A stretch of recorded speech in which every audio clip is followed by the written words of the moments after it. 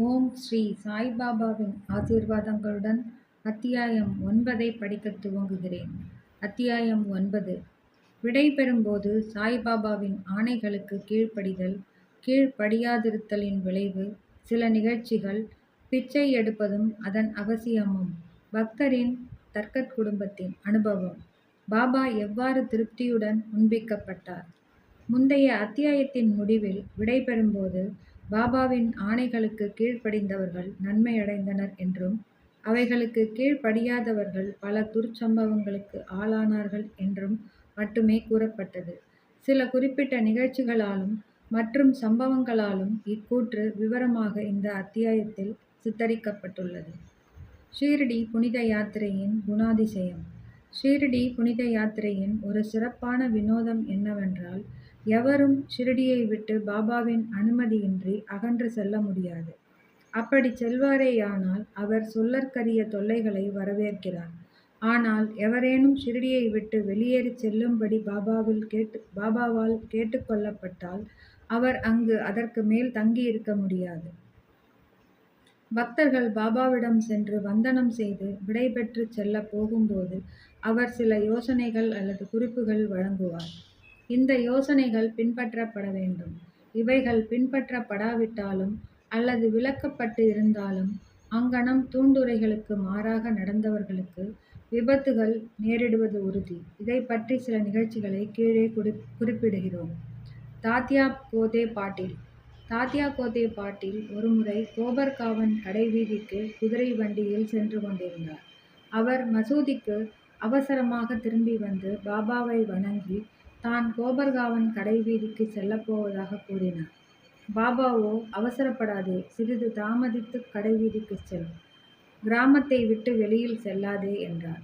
ஆனால் போவதற்கு அவருடைய வேகத்தை கண்ட பாபா ஷாமாவையாவது மாதவராவ் தேஷ்பாண்டே உடன் அழைத்து செல்லுமாறு கூறினார். இவ்வுத்தரவை பொருட்படுத்தாது தாத்யா கோதே உடனே குதிரை வண்டியை ஓட்டிச் சென்றார். 2 குதிரைகளில் 100-300 விலையுள்ள குதிரை மிகவும் சுறுசுறுப்பாகவும் இருப்பு கொள்ளாமலும் இருந்தது. சாவ்லி விஹீர் கிராமத்தை தாண்டிய பிறகு அது தாறுமாறாக ஓட ஆரம்பித்தது. இடுப்பில் சுளுக்கு ஏற்பட்டு கீழே விழுந்துவிட்டது. தாத்யா அதிகமாக காயப்படவில்லை. ஆனால் சாய்பாபாவின் உத்தரவை நினைவிற்கொண்டார். மற்றொரு சந்தர்ப்பத்தில் கோல்கார் கிராமத்துக்கு செல்லும்போது பாபாவின் நெறிமுறையை மதிக்காமல் குதிரை வண்டியில் சென்றபோது அதுவும் இதே கதிக்கு இலக்காகியது. ஐரோப்பிய பெருந்தகை. ஷிரடிக்கு ஒருமுறை ஒரு ஐரோப்பிய பெருந்தகை ஏதோ ஒரு குறிக்கோளுடன் நானா சாஹேப்பின் அறிமுக குறிப்புடன் வந்தார். ஒரு கூடாரத்தில் சௌகரியமாக தங்க வைக்கப்பட்டார். அவர் பாபாவின் முன் மண்டியிட்டு பாபாவின் கையை முத்தமிட விரும்பினார். எனவே அவர் 3 முறை மசூதிக்குள் நுழைய முயன்றார். ஆனால் அவர் அப்படி செய்வதை பாபா தடுத்துவிட்டார். கீழேயுள்ள திறந்த வெளி முற்றத்தில் அமர்ந்து பாபாவின் தரிசனத்தை செய்யும்படி கேட்கப்பட்டார். தமக்கு அளிக்கப்பட்ட வரவேற்பை கண்டு மகிழாத ஐரோப்பியர் ஷீரடியை விட்டு உடனே புறப்பட விரும்பி விடை பெறுவதற்காக வந்தார். பாபா அவரை அடுத்த நாள் போகும்படியும் அவசரப்பட வேண்டாம் என்றும் கூறினார். மக்களும் அவரை பாபாவின் அறிவுரையின்படியே செய்ய வேண்டிக் கொண்டனர். இவற்றையெல்லாம் செவி மடுக்காது அவர் ஒரு குதிரை வண்டியில் ஷிரடியை விட்டு புறப்பட்டார். முதலில் குதிரைகள் ஒழுங்காக ஓடின. ஆனால் சாவ்லி விஹீர் கிராமத்தை தாண்டியதும் எதிரில் ஒரு சைக்கிள் வந்தது. இதை கண்டு குதிரைகள் மிரண்டு வேகமாக ஓடின. குதிரை வண்டி தலைகீழாக கவிழ்ந்து அந்த பெருந்தகை கீழே விழுந்து சிறிது தூரம் தரையில் இழுத்துச் செல்லப்பட்டார். உடனேயே அவர் காப்பாற்றப்பட்டார். என்றாலும் தனக்கு ஏற்பட்ட காயங்களை குணப்படுத்துவதற்காக கோபர்காவன் மருத்துவமனைக்கு சென்று படுக்க வேண்டியதாயிற்று. இத்தகைய அனுபவங்கள் கணக்கில் அடங்கா. பாபாவின் ஆணைகளுக்கு கீழ்ப்படியாதவர்கள் ஏதோ ஒரு விதத்தில் விபத்துக்குள்ளானார்கள் என்றும், அவைகளுக்கு கீழ்ப்படிந்தவர்களோ பத்திரமாகவும் மகிழ்ச்சியாகவும் இருந்தனர் என்றும் எல்லா மக்களும் பாடம் கற்றுக்கொண்டனர். பிச்சை எடுப்பதன் தேவை. பிச்சை எடுப்பதை பற்றிய கேள்விக்கு தற்போது திரும்புவோம். பாபா உண்மையிலேயே அத்தகைய பெரிய சிறப்புடையவராக, கடவுளாக இருந்தால் தமது வாழ்நாள் முழுக்க பிச்சை எடுக்கும் வழக்கத்தை ஏன் அவர் மேற்கொண்டவராய் இருக்க வேண்டும் என்னும் கேள்வி சிலரது உள்ளத்தில் எழக்கூடும். இக்கேள்வி 2 நோக்கு நிலைகளில் கருதப்பட்டு விடையிறுக்கப்படலாம். ஒன்று.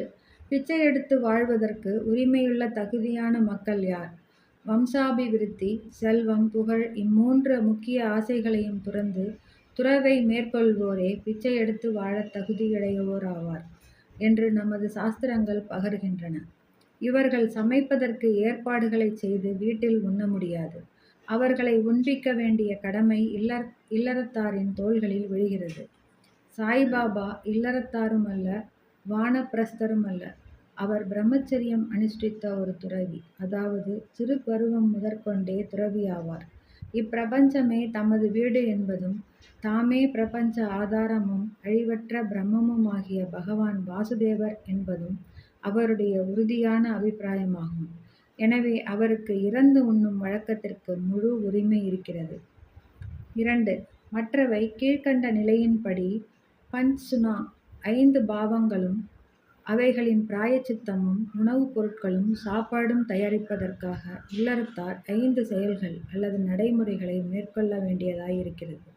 அதாவது கண்டனி பொடியாக்குதல், பேஷனி அரைத்தல், உதக்கும்பி பானைகளை கழுவுதல், மார்ஜனி பெருக்கி சுத்தப்படுத்துதல், சுள்ளி அடுப்பு பற்ற வைத்தல். இச்செயல்முறைகள் எல்லாம் ஏராளமான சிறிய கிருமிகளையும் ஜந்துக்களையும் கொல்வதற்கு ஏதுவாகிறது. இவ்வாறாக இல்லறத்தார்கள் ஓரளவு பாவத்தை செய்தவர்களாகிறார்கள். இப்பாவத்துக்கு பரிகாரமாக நமது சாஸ்திரங்கள் 6 வகையான தியாகங்களை செய்ய பகர்கின்றன. பிரம்ம யக்ஞம் அல்லது பிரம்மத்துக்கு சமர்ப்பித்தல், வேத அத்தியனம் அல்லது வேத பாராயணம், பித்ரு யக்ஞம் மூதாதையர்களுக்கு சமர்ப்பித்தல், தேவ யக்ஞம் தேவதைகளுக்கு சமர்ப்பித்தல், பூத யக்ஞம் ஜந்துக்களுக்கு சமர்ப்பித்தல், மனுஷ்ய அதிதி யக்ஞம் மனிதர்களுக்கும் அழைக்கப்படாத விருந்தாளிகளுக்கும் சமர்ப்பித்தல். சாஸ்திரப்படி இந்த தியாகங்களை முறையாக அனுசரித்தால் மன தூய்மை பெற்று ஞானமும் தன்னை உணர்தலையும் பெற உதவும். பாபா வீட்டுக்கு வீடு சென்றதன் மூலம் இல்லறத்தார்க்கு அவர்களின் புனித கடமையை ஞாபகப்படுத்தினார். பாபாவால் தங்கள் வீட்டிலேயே இங்ஙனம் பாடம் கற்பிக்கப்பட்டவர்கள் பேறு பெற்ற மக்கள் ஆவார்கள். பக்தர்களின் அனுபவங்கள். இன்னும் அதிக விறுவிறுப்புள்ள விஷயத்துக்கு தற்போது திரும்புவோம். கிருஷ்ண பரமாத்மா பகவத்கீதையில் அன்புடனும் பக்தியுடனும் யாரொருவர் எனக்கு ஓர் இலை, மலர், பழம் அல்லது நீரை சமர்ப்பிக்கிறாரோ அந்த தூய்மையான தன்னடக்கமுடையவருடைய அன்பு காணிக்கையானது ஆர்வத்துடனும் தாமதமின்றியும் என்னால் ஏற்றுக்கொள்ளப்படுகிறது என்று கூறியிருக்கிறார். சாய்பாபாவின் விஷயத்தில் ஓர் பக்தர் உண்மையிலேயே எதையாவது சமர்ப்பிக்க விரும்பியிருந்து பின்னால் அதையே சமர்ப்பிக்க அவர் மறந்துவிட்டார் எனினும் பாபா அவருக்கு அல்லது அவரது நண்பருக்கு அந்த காணிக்கையை ஞாபகப்படுத்தி அவரை அளிக்கச் செய்து அதை ஏற்றுக்கொண்டு பக்தரை ஆசீர்வதித்திருக்கிறார். இது போன்ற சில நிகழ்ச்சிகள் கீழே குறிப்பிடப்பட்டிருக்கின்றன. தர்கட் குடும்பம், தந்தையும் மகனும். முன்னர் பிரார்த்தனா சமாஜத்தை சேர்ந்த ராமச்சந்திர ஆத்மாராம் என்னும் பாபா சாஹிப் தர்கட் சாய்பாபாவின் ஓர் உறுதியான பக்தர் ஆவார். அவருடைய மனைவியும் மகனும் சாய்பாபாவிடம் அதற்கிணையாகவே அல்லது இன்னும் சற்று அதிகமாகவே கூட அன்பு செலுத்தினர். ஒருமுறை திருமதி தர்கட்டும் அவர்களது மகன் தர்கட்டும் மே மாத விடுமுறைக்கு ஷிரடிக்கு போவது என தீர்மானிக்கப்பட்டது. ஆனால் மகன் போக விரும்பவில்லை. காரணம், அவன் பாந்திரா வீட்டை விட்டு போவானாகில் வீட்டில் சாய்பாபாவின் பூஜை முறையாக கவனிக்கப்பட மாட்டாது என்று அவன் கருதியதே ஆகும். ஏனெனில் அவனது தகப்பனார் பிரார்த்தனா சமாஜத்தை சேர்ந்தவராதலால் சாய்பாபாவின் பெரிய படத்தை பூஜை செய்வதை அவர் லட்சியம் செய்ய மாட்டார் என்று அவன் கருதினான். எனினும் தனது மகன் செய்வதைப் போன்று அதே விதமாக தான் பூஜா கர்மங்களை செய்வதாக அவர் உறுதியாக வாக்களித்த பின்பு ஒரு வெள்ளிக்கிழமை இரவு தாயும் மகனும் ஷிரடிக்கு புறப்பட்டனர். அடுத்த நாள் சனிக்கிழமை தர்கட் அதிகாலையில் எழுந்திருந்து பூஜை செய்வதற்கு முன் நீராடிவிட்டு பூஜை அறையில் சாஷ்டாங்கமாக நமஸ்கரித்து, பாபா, எனது மகன் செய்த அதே மாதிரியாக நான் பூஜை செய்யப் போகிறேன்.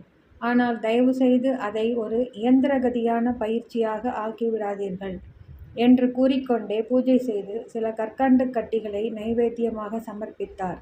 அக்கற்கண்டு பகல் வினவின் போது பகிர்ந்தளிக்கப்பட்டது. அந்நாள் மாலையும் அதன் பின்னர் ஞாயிற்றுக்கிழமையும் எல்லாம் நலமாகவே நடந்தேறின. தொடர்ந்து வேலை நாளான திங்கட்கிழமையும் நன்றாகவே கழிந்தது. தனது வாழ்நாளிலேயே இம்மாதிரியாக பூஜையை செய்தறியாத தர்கட் தன் மகனுக்கு வாக்களித்தபடி எல்லாம் மிகவும் திருப்திகரமான முறையிலேயே நடந்தேறிக் கொண்டிருப்பதில் தனக்குள்ளேயே பெருமளவு நம்பிக்கை பெற்றார். அடுத்த நாளான செவ்வாயன்று வழக்கம்போல் காலையில் பூஜையை நிகழ்த்திய பின் தனது வேலைக்குச் சென்றார். மதியம் வீட்டுக்கு வந்து உணவு பரிமாறப்பட்டபோது பகிர்ந்து கொள்ள கற்கண்டு பிரசாதம் இல்லாததைக் கண்டார். அவர் தமது சமையல்காரனை விசாரித்ததில் காலையில் எவ்வித நைவேத்தியமும் செய்யப்படவில்லை என்று அறிந்தார். பூஜையின் அந்த அம்சத்தை நிகழ்த்த அவர் அடியோடு மறந்துவிட்டிருந்தார். இது குறித்து தனது இருக்கையை விட்டு எழுந்திருந்து பூஜை அறையில் விழுந்து வணங்கி தமது தவறுதலுக்காக வருத்தம் தெரிவித்து, அதே நேரத்தில் இத்தகைய ஒரு சாதாரணமான நடைமுறை விஷயத்தில் வழிகாட்டாததற்காக பாபாவை அவர் கடிந்து கொண்டார். பின்னர் தனது மகனுக்கு உண்மைகளை கூறி ஒரு கடிதம் எழுதி அதை பாபாவின் பாதத்தடியில் வைத்து புறக்கணிப்பிற்காக தம்மை பொறுத்தருளவும் வேண்டுமாறு எழுதியிருந்தார். செவ்வாய்க்கிழமை மதியத்தில் பாந்திராவில் இது நிகழ்ந்தது. ஏறக்குறைய இதே நேரத்தில் ஷிரடியில் மத்தியான தீபாராதனை நிகழ்வதற்கு சிறிதே முன்பாக பாபா திருமதி தர்கட்டை நோக்கி, அம்மா, பாந்திராவில் உள்ள உனது வீட்டிற்கு ஏதேனும் உண்ணலாம் என்ற எண்ணத்துடன் சென்றிருந்தேன். கதவு பூட்டப்பட்டிருப்பதைக் கண்டேன். எப்படியோ உள்ளே நுழைந்து, பாவ் தர்கட், நான் உண்பதற்கு ஏதும் விட்டு வைக்கவில்லை என்பதை வருத்தத்துடன் அறிந்தேன். எனவே பசி தணிக்கப்படாமலேயே திரும்பிவிட்டேன் என்று கூறினார். அப்பெண்மணிக்கு இது ஒன்றும் புரியவில்லை. அருகிலிருந்த மகனோ, அதாவது பாந்திராவில் பூஜையில் ஏதோ தவறு நிகழ்ந்திருக்கிறது என்று அனைத்தையும் புரிந்து கொண்டு வீடு திரும்ப பாபாவின் அனுமதியை வேண்டினான். பாபா இதை மறுத்தார். எனினும் அங்கேயே அப்பையனை பூஜை செய்ய அனுமதித்தார். அப்போது ஷிரடியில் நிகழ்ந்த விபரங்களையெல்லாம் பற்றி பையன் தகப்பனாருக்கு ஒரு கடிதம் எழுதி வீட்டில் பூஜையை அலட்சியம் செய்ய வேண்டாம் என்று மன்றாடி வேண்டியிருந்தான். 2 கடிதங்களும் ஒன்றையொன்று தாண்டி போய் இருவருக்குமே அடுத்த நாள் கிடைத்தது. இது ஓர் அற்புதமல்லவா? திருமதி தர்கட். தற்போது திருமதி தர்கட்டின் நிகழ்ச்சியை எடுத்துக்கொள்வோம். அவள் 3 பொருட்களை சமர்ப்பித்தாள். அதாவது பரீத், கத்தரிக்காய் தயிர் பச்சடி, காச்சரியா, முழு கத்தரிக்காய் பொரியல், பேடா, பால் கேக். இவற்றை பாபா எங்கனம் ஏற்றுக்கொண்டார் என்பதை பார்ப்போம். ஒருமுறை பாபாவின் பெரும் பக்தரான பாந்திராவைச் சேர்ந்த ரகுவீர் பாஸ்கர் புரந்தரே என்பவர் ஷிரடிக்கு தன் குடும்பத்துடன் புறப்பட்டார். பாந்திராவில் திருமதி புரந்தரேயிடம் திருமதி தர்கட் சென்று அவளுக்கு 2 கத்தரிக்காய்கள் அளித்து, ஷிரடியில் ஓர் கத்திரிக்காயில் பரீத்தும் மற்றதில் காச்சரியாவும் செய்து பாபாவுக்கு அவற்றை பரிமாறும்படி கூறியிருந்தாள். ஷிரடியை அடைந்த பின்னர் திருமதி புரந்தரே தனது பரீத்துடன் மசூதிக்குச் சென்ற அதே தருணத்தில் பாபா தமது சாப்பாட்டிற்காக அமர்ந்து கொண்டிருந்தார். பாபா பரீத் மிகவும் ருசியாக இருப்பதைக் கண்டார். எனவே அவர் அதை அனைவருக்கும் பகிர்ந்தளித்து தனக்கு இப்போது காச்சரியா வேண்டுமென கூறினார். ராதாகிருஷ்ண மாயிக்கு பாபா காச்சரியாக்கள் வேண்டுகிறார் என்ற செய்தி அனுப்பப்பட்டது. அது கத்தரிக்காய் சீசன் இல்லையாதலால் அவள் குழப்பமடைந்தாள். கத்தரிக்காயை எப்படி பெறுவது என்பதே தற்போதைய பிரச்சினை. பரீத்தை யார் கொண்டு வந்தார் என்று விசாரித்ததில் காச்சரியா பரிமாறும் பணியிலும் திருமதி புரந்தரே ஒப்புவிக்கப்பட்டிருந்தாள் என அறியப்பட்டது. காச்சரியாவை பற்றிய பாபாவின் வேண்டுதலின் உட்குறிப்பை அனைவரும் புரிந்து கொண்டனர். எங்கும் வியாபித்திருக்கும் அவர் தம் ஞானத்தை கண்ட அனைவரும் ஆச்சரியத்தில் செயலிழந்தனர். 1915ஆம் வருடம் டிசம்பர் மாதத்தில் கோவிந்த் பாலாராம் மான்கர் என்பவன் தனது தந்தையின் திவசங்களையெல்லாம் செய்வதற்காக ஷிரடிக்குச் செல்ல விரும்பினான். புறப்படுவதற்கு முன் திருமதி தர்கட்டை பார்க்க வந்தான். அப்போது பாபாவுக்கு ஏதேனும் கொடுத்தனுப்ப வேண்டுமென்று திருமதி தர்கட் நினைத்தார்.